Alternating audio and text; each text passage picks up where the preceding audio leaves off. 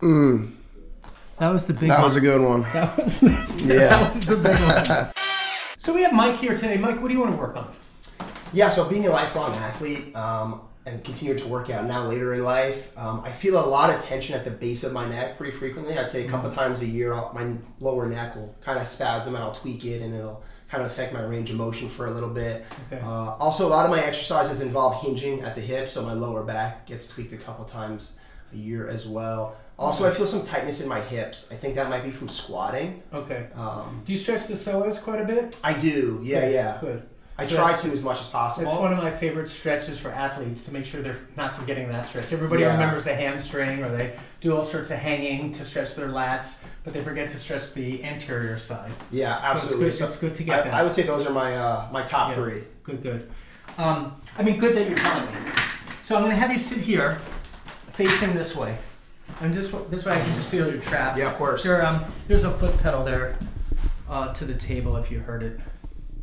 So first I'm just going to push into here and just feel comparatively. So now I'm going to lean on one with just my forearm, okay? Put some pressure straight down. You could feel that a little bit, right? Some tightness. Yeah. It should kind of what people call hurt good, right? You notice it, but that's exactly right. It feels therapeutic. Right in there is a good spot, right? Yep, absolutely. I try to get in there with a lacrosse ball every once in a while. The problem with this spot in the lacrosse ball is that you can't get that angle unless maybe you lean it to a wall with it. It's hard to find. The ball wants to roll away when it's this high up.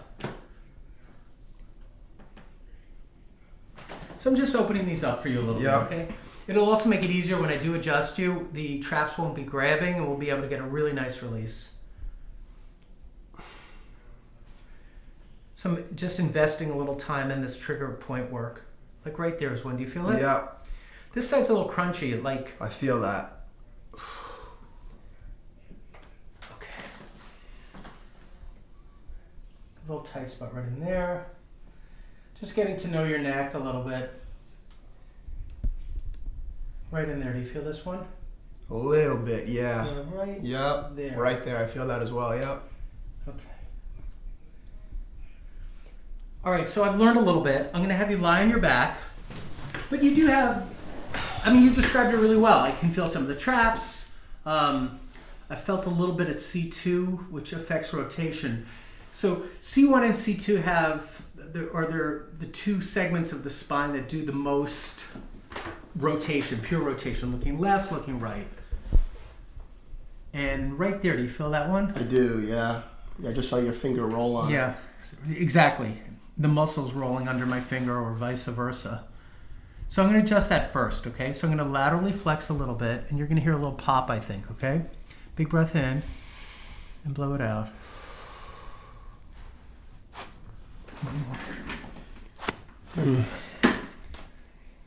You heard it, right? Yeah.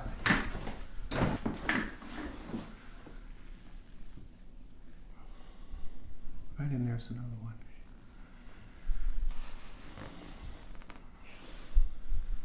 So I'm just squeezing the muscle just to warm it up a little bit. Good.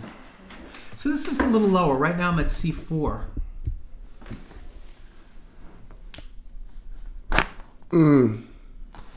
That was the big one. That was a good one. That was the big one. Nice, right? Yeah, that was a good one. That felt great. Good. So now I'm going to have you flip to your belly, and you'll put your nose straight down into the same spot you were. That should have felt nice.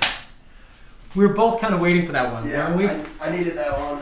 Yeah, and I kind of knew there was something in there at that level, but after the first one just went a little bit, I didn't know if we were going to hear such a big release, but that was the side that really needed the release.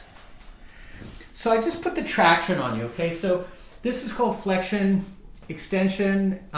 It flexes and brings your legs up, flexes, brings your legs up, and allows me to get a little spread of the bones here at L4, L5, L5, S1.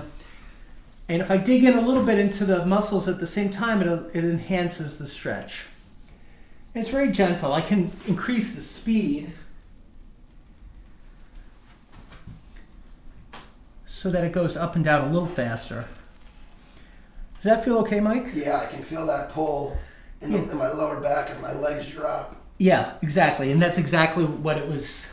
You nailed it. That's exactly what it does. And because of the nature of your training, squats, front squats, overhead squats, wall balls, thrusters, all that type of stuff, there is a bit of and definitely your Olympic lifting, clean and jerks and snatches, you're going to get, some gravity and pressure here. Yeah. Naturally you would. Plus you're doing it under a load. You're not just doing it with air all the time. Without weights. He does it with weights. So it's nice to just open that up once in a while. And so I'm just pushing into these muscles. Yeah, that feels great on my lower back. Oh, good. Turn your face this way. Right there. Do you feel that one? Yes. And now I'm putting a lot of pressure. I'm down at the QL now, the quadratus lumborum. And I'm just doing a little work on him, a little body work. Again, when I get a guy like Mike that comes in that's already in good shape, I mean, he didn't come in with an injuries, he didn't come in pain, he didn't come in limping. So I'm mostly trying to do a head-to-toe overhaul, where just like someone bought their racing car in to just get a tune-up and just make sure everything's firing at 100%. Which I like those type of visits because, I do get people coming in limping, but I also get a lot of people that have known me for a while, so they might just come in and say, hey, just do everything, see what you find.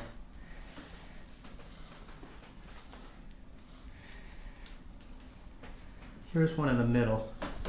Big breath in and blow it out.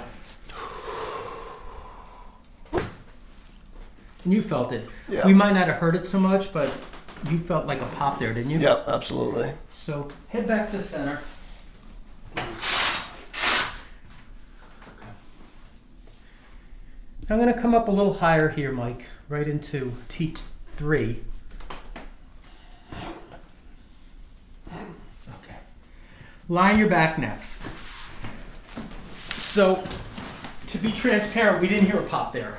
There was no pop. No. But there might be if I change the angle.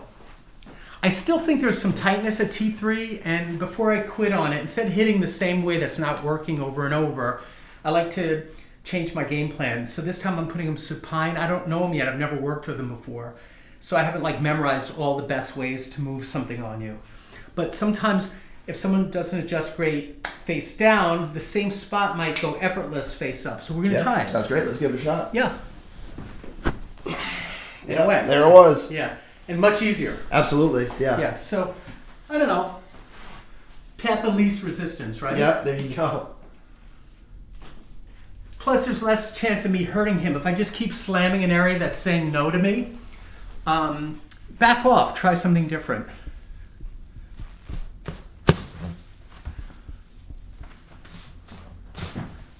Just pulling on those. Let's go back to the thoracics, but I'm going to drop down to the kind of where the lats tie in. Right down here.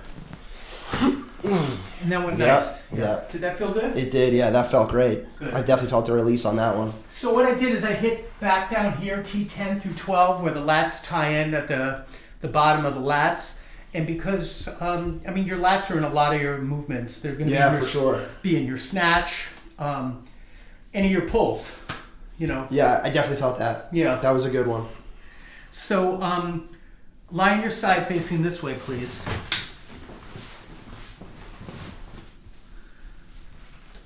Posterior chain, right? Yeah. Gotta keep that fresh. So now we're gonna just do a little on the lower back. See if it wants to open up a little bit. One more. Got it finally. Yeah, I you did feel feel it? one. Yeah. I felt that one.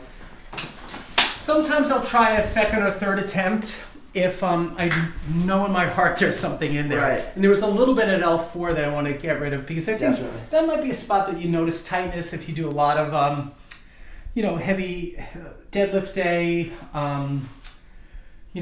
squats all the way deep. Sure. Turn this way. Yep. In CrossFit, you pass parallel on your squats, ass to the grass. That's right. Right. That's the rule. And what I mean for people watching, if you just do squat where you're just doing these little half things, really doesn't put that much challenge on your range of motion. But if you go all the way deep where you're low, low, low and coming out of the hole, it's definitely a much different exercise.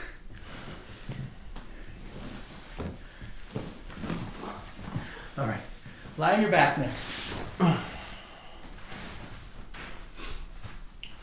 Just gonna look at your wrist, because your wrists, when you're out wide, your wrists get a little bit of a Yeah, I definitely feel a little bit of a torque on my wrist. Yeah, so I like to look when people that do a lot of weightlifting or Olympic weightlifting, when you're really wide, you'll feel a little torque on that wrist. So.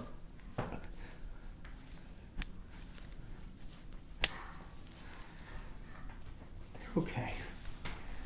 Sometimes it's a misaligned bone. Sometimes it's just wear and tear. A lot of repetitions. For sure. No, they're okay. You didn't misalign bones in the wrist. Great, good to know. So come stand. Yeah, they feel good. I feel great. Definitely much looser in the base of my neck. Mm-hmm. Right after you kind of hit me with that pressure point in your elbow, and then we're able to get those adjustments, especially on the one side.